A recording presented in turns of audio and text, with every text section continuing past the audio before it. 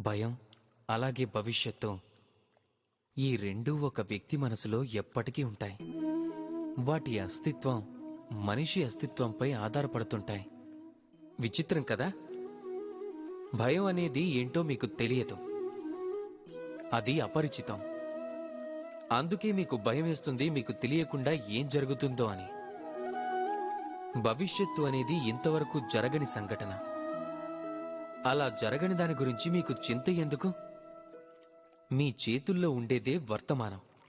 వర్తమానంలో కర్మలని స్వచ్ఛమైన మనసుతో చెయ్యండి. అలానే ఆలోచించండి, మీ కర్మలని ఇంకా ఉన్నతంగా ఎలా ఆరంభించగలరో. మీరు విశ్వసించాల్సింది ఒక్కటే,